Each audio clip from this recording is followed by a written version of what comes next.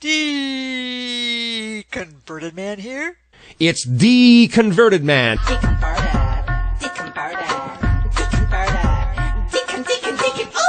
Deconverted man here. This moment of truth, the atheist moral code.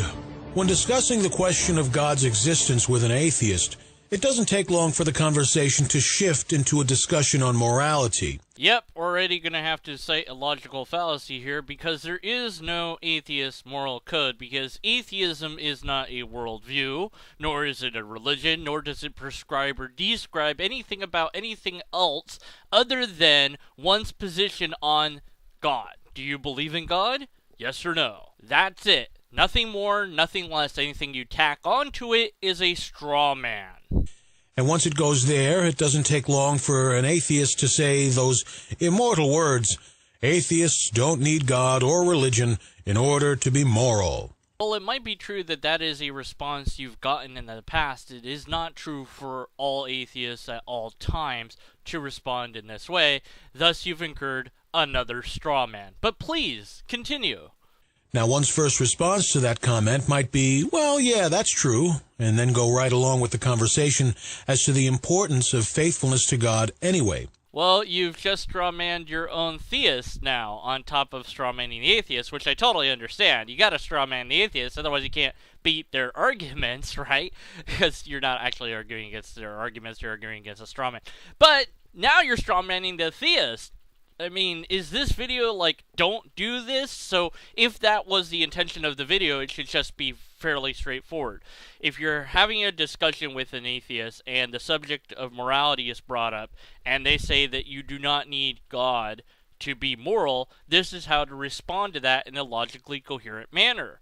But while there is some truth to the statement that atheists can behave morally without believing in God, it's untrue that they can actually be moral without believing in God. It's a mighty big statement you've made there, mighty bold assertion. So unless you have a very good amount of data for this, then we get to dismiss it, because a statement without any argumentation or data or anything to back it up is one that has no argument to it, and thus is a formal fallacy, failure to give an argument.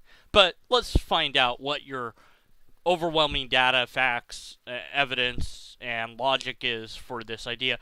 And you know what? We'll go ahead. We'll reset the logical fallacy counter and start you over again, just because I'm a nice guy. Or that they can maintain their moral behavior without religion. There are reasons why atheists have morals. I've known many moral atheists myself.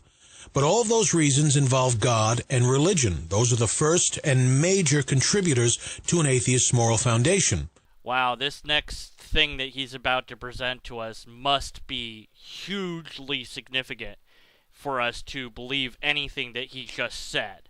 So it's going to be like some massive amount of data, some huge, giant empirical evidence that we didn't know existed before, some beautifully done, repeatable test, or a massively well-constructed, logically coherent argument. But without believing in God or the religion he established, Catholicism, it isn't long before an individual atheist becomes more morally fractured and less moral in their behavior. Okay, so Catholicism was established within the 1st century, fairly early on.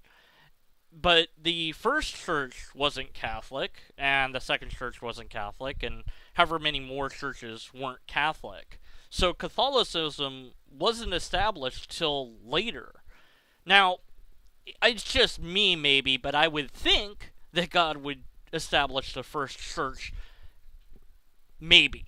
Maybe you could make that argument within theology. You couldn't make it outside of theology because you need to first establish that God's a thing, and then you have to establish somehow that God set up the church, both of which are huge hurdles to overcome outside of theology. But at least within theology, you still have to show some support that Catholicism was instituted and or created by or established by, however you want to say it, God, which you haven't done. This is a formal fallacy, failure to give an argumentation. Additionally, you have an appeal to consequence here. Atheists will lose their moral values over time or whatever, which even if true, which you haven't established, so that's another failure to give an argumentation, doesn't mean that the atheist position is wrong, because behavior and or what people do doesn't make something right or wrong. It's just the consequence of following that particular thing. Even if following Catholicism always led to a greater good, that wouldn't make it true. Let's talk about where an atheist's morality comes from. I mean, right morality. Okay, so it's going to be right morality versus wrong morality. So appeal to emotion and also excluded middle, because there might be sort of okay morality-ish, but we're just going to go with the black and white. You know, it's either right or wrong.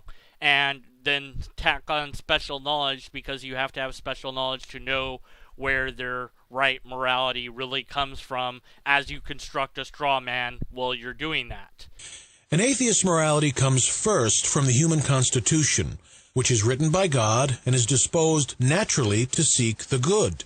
Atheists are human persons at the end of the day, and God has written right and wrong into our human constitution. Alright, not sure what you mean by human constitution, but I'm thinking that you mean the conscience? The human conscience? I guess? And how you know that God wrote anything there? My only guess would be some sort of circular reasoning, but you haven't invoked the Bible, so all I can say at this point is that this is special knowledge, because you know something about the condition of the human consciousness that no one else does. And you have yet to show us how you know that that statement is true.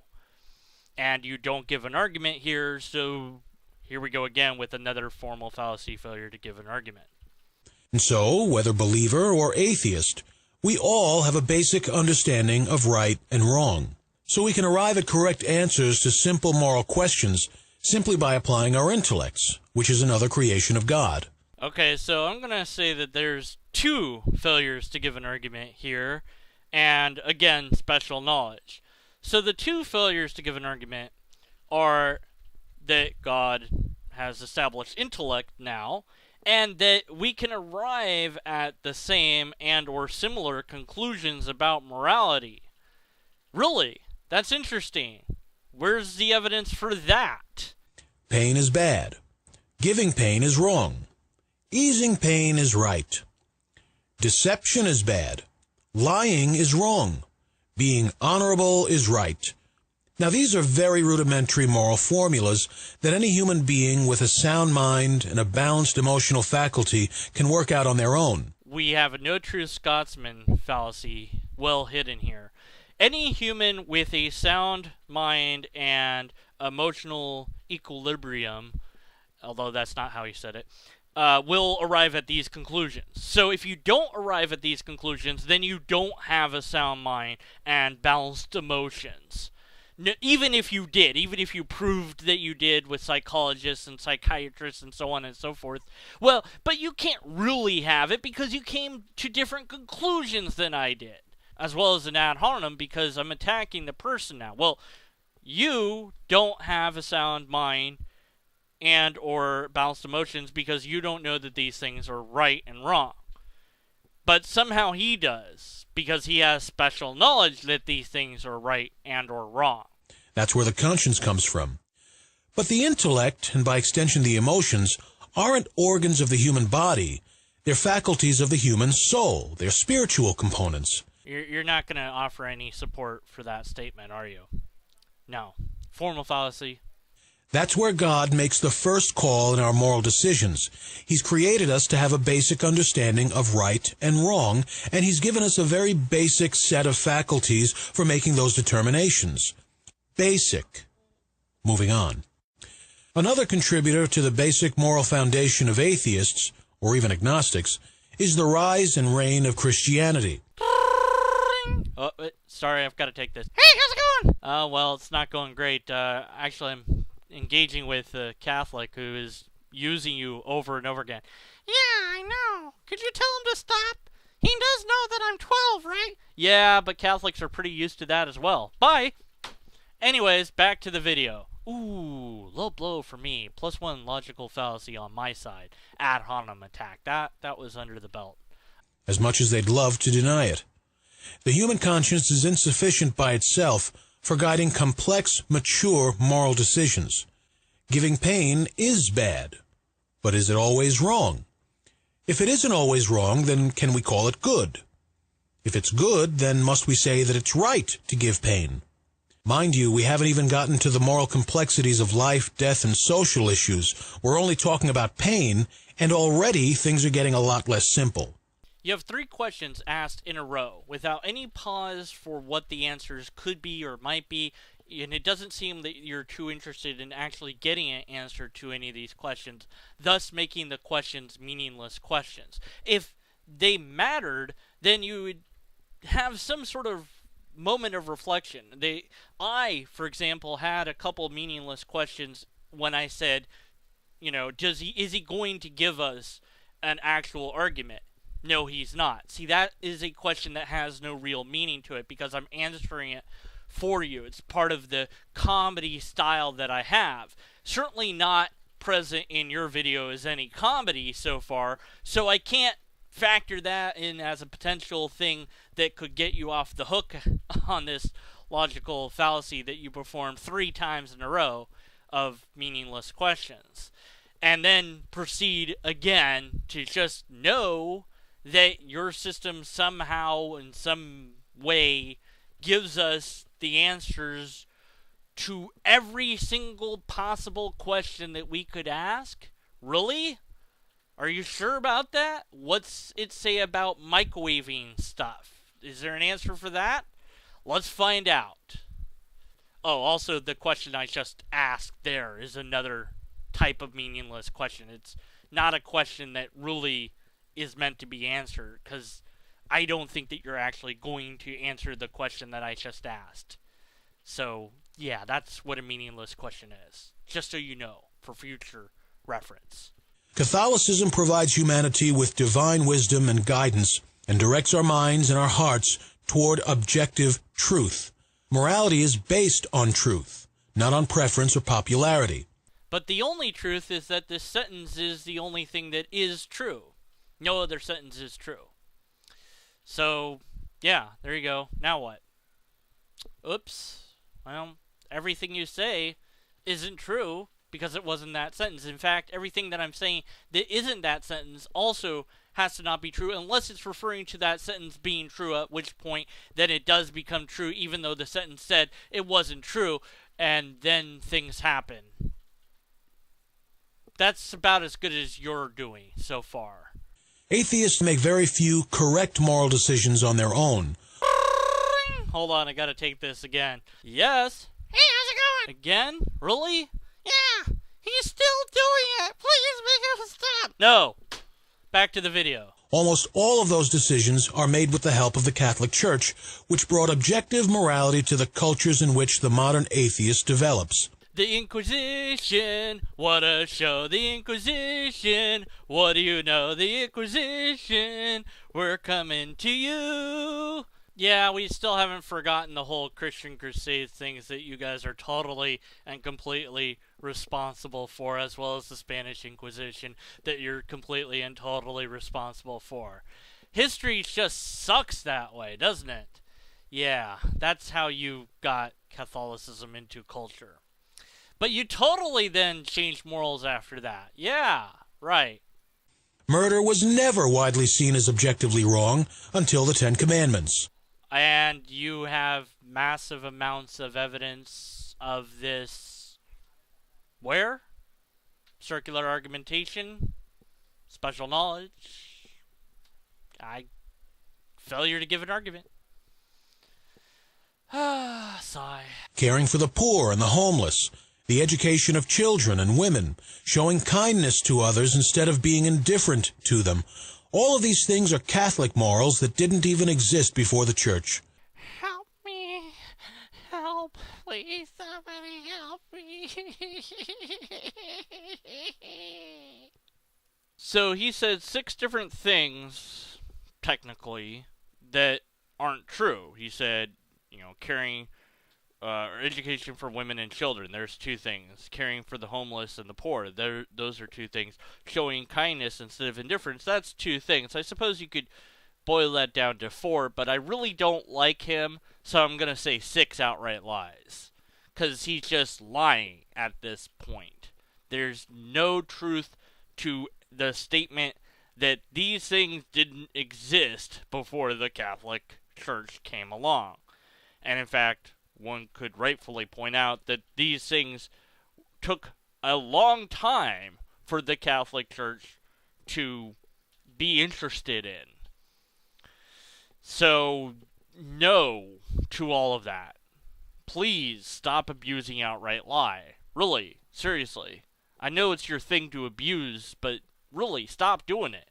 Kindness was optional before Catholicism. Murder wasn't wrong, it was just rude. Education was seen as practical when it was necessary. It wasn't seen as the empowerment of the intellect bestowed on mankind by God. Alright, 4 more outright lies.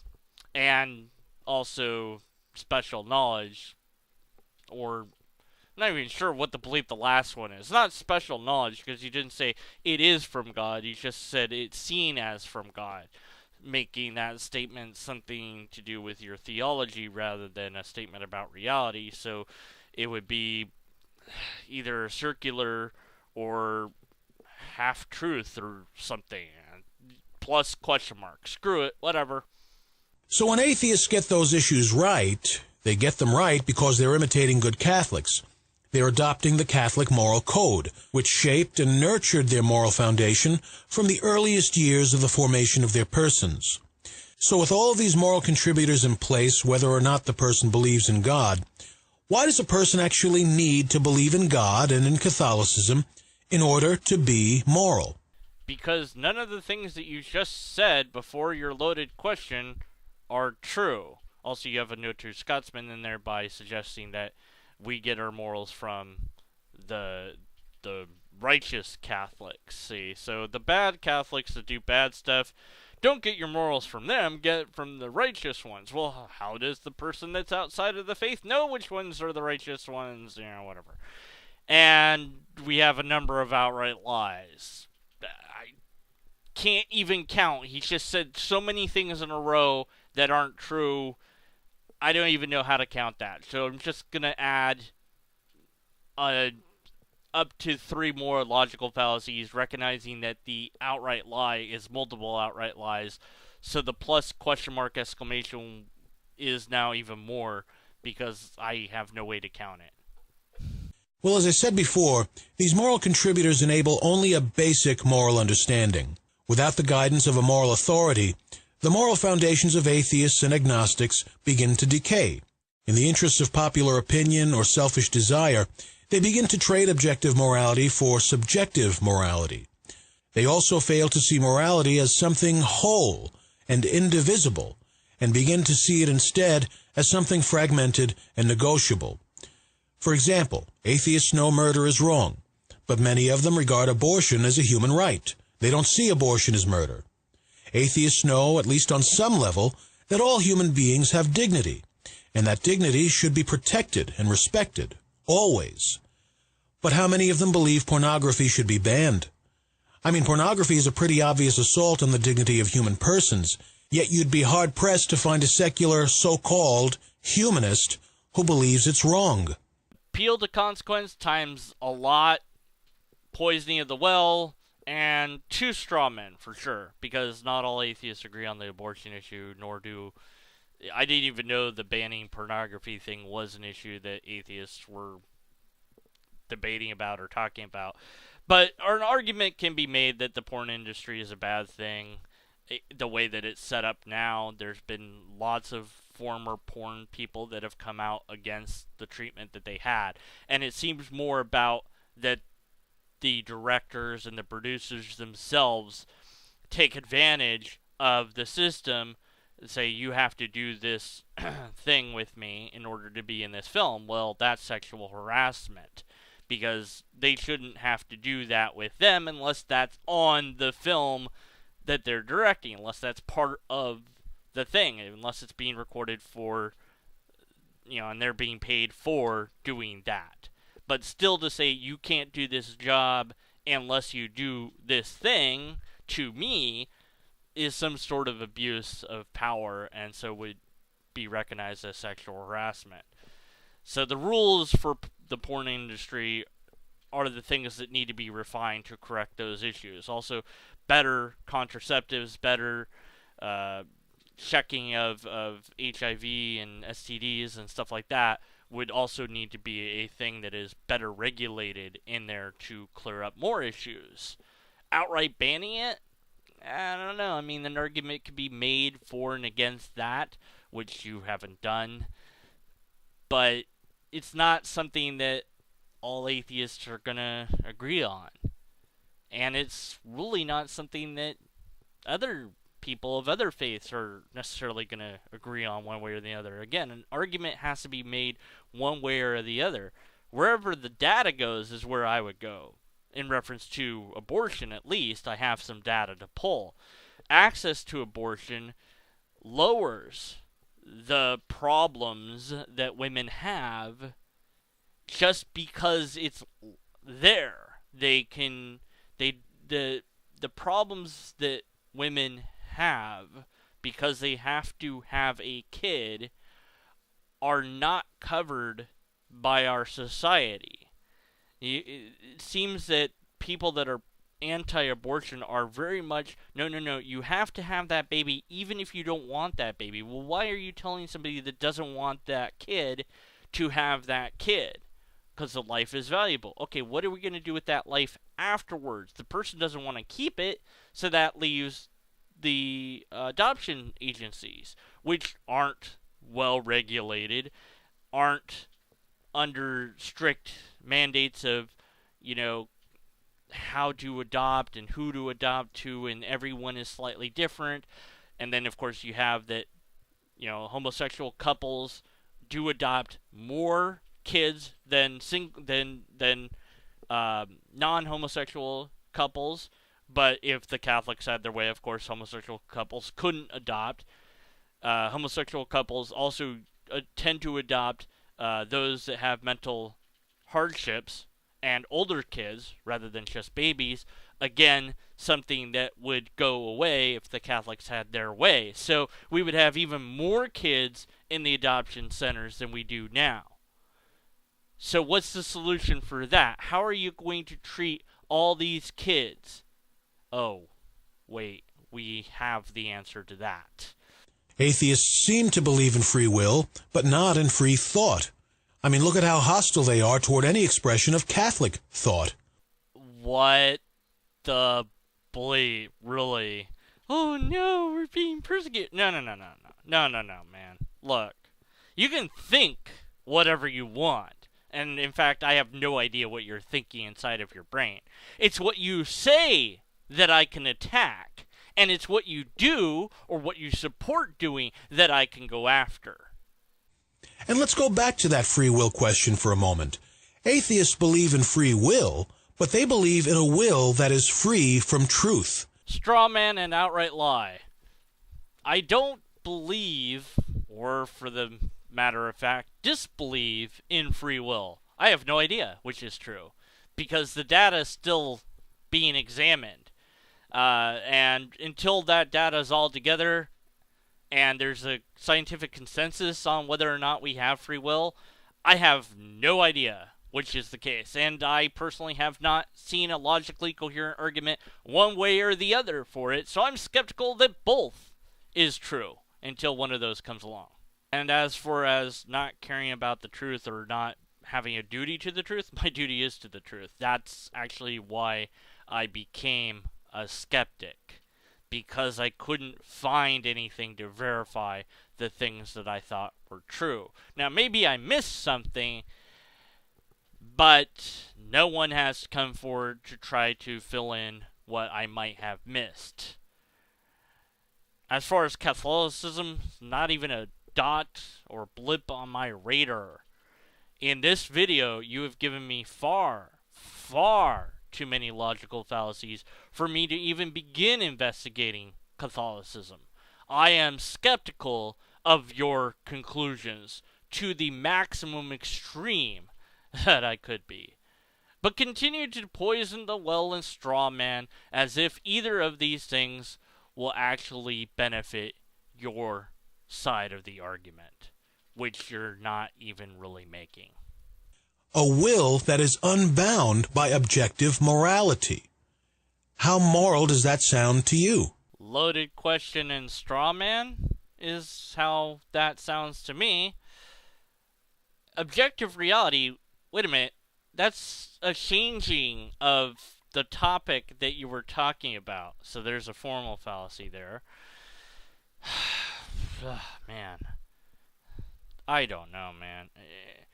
Objective reality is real. That's objective reality. I mean, whatever reality is what reality is. Whether we can find that out or not is another question. But moral, whatever, man. Just let's get this done. Atheists can behave morally without believing in God. There's just no question about that. But it's a stretch to say that atheists can be moral without the moral authority of God or the Church to inform and guide their consciences. Because morality is based on objective, unchanging truth, which comes from God. It's not based on emotions, preference, convenience, popular opinion, or popular demand, which are the determining factors that inform the consciences of atheists today, and will be responsible for the progressive collapse of civilization tomorrow. Because morality comes from God, not from man's imagination. Goodness comes from the moral force of Catholicism, not from the selfish, distorted desires of those who reject it. May God be with you all. This has been a moment of truth, brought to you by Vericast Network, enabling you to know the truth, live the truth, and be the truth. Check us out at Vericast.net. This joker wants me to make a counter argument. Really. I'm not joking. Go to his video if my comments are still there and haven't been removed. He said, I have to make a counter argument, and that I'm hiding behind logic. And if I am hiding behind logic, there's nothing better to hide behind. But I don't need to hide behind in front of it. In fact, I stand beside it because it enables me to weed out the charlatans of the world like you. Everything that you said here either was untrue to some degree or the other, or was some other sort of logical fallacy. There was at no point any actual argument given. When half-hearted, half-attempted arguments were given, fallacies were produced.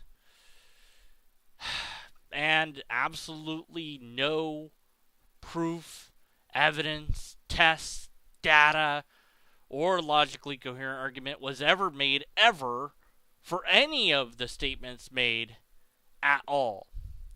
When people proclaim that they have the truth with a capital T, that's when your red flag should go up. That's when the alarm bells should go off, because they probably don't have it.